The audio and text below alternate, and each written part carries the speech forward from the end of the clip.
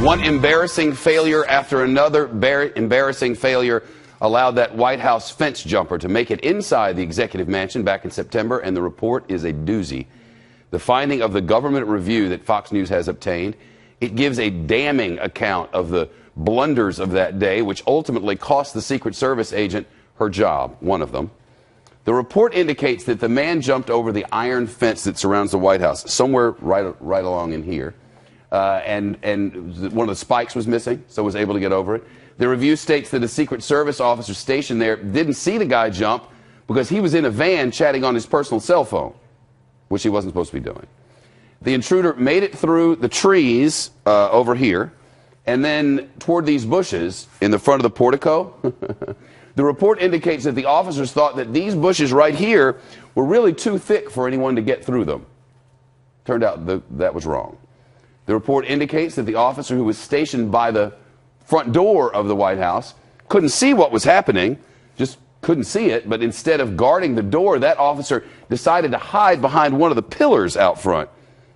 Anyway, I think I passed it. The intruder ran right by him, and the agent told investigators that he thought the door was locked. It was not.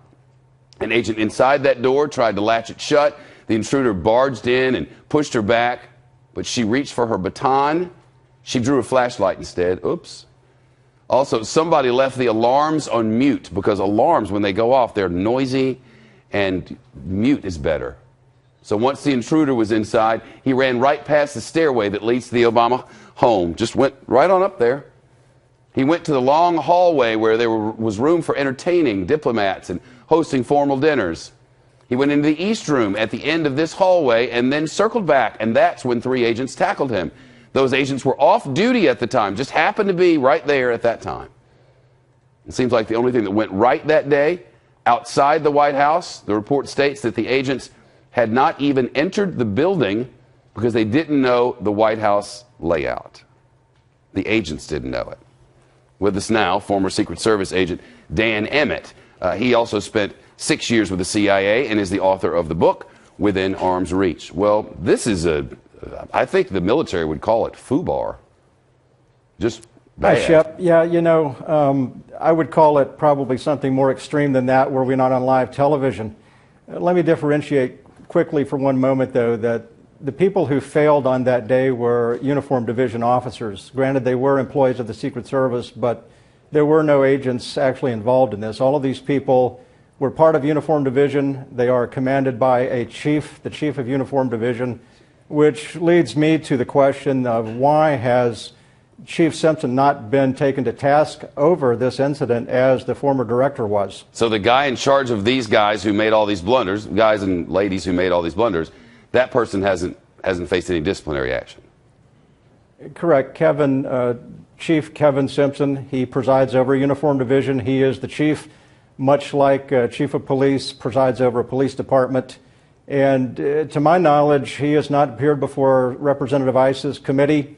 He has not appeared before any committee. And so while the director was asked to retire by the president, the chief of uniform division continues to enjoy his job. Is the whole thing so screwed up that this many blunders can happen one on top of the other? I mean, they have redundancies in place, and the redundancies are there because humans make errors. But the thought of that many errors at one time while dude runs into the White House, that was unthinkable, but now it isn't unthinkable anymore.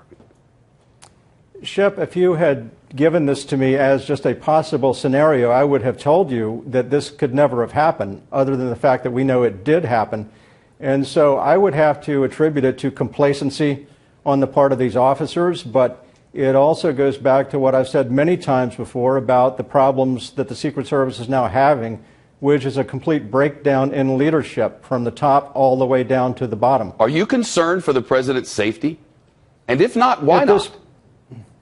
At this point, Shepard, I am concerned about it. There was a point in time where, you know, like a retired agent who'd spent 21 years in the outfit, I said, well, this is an anomaly. This could not happen again. But when you start stacking up all of the incidents that have occurred over the last couple of years, I'm saying at this point, these are not anomalies. This is a part of a culture of complacency, breakdown in leadership, and I am, as an American citizen, I am concerned for the safety of the president. Of course, there's no head of the Secret Service. We won't have one until at least the beginning of the year. That's kind of weird.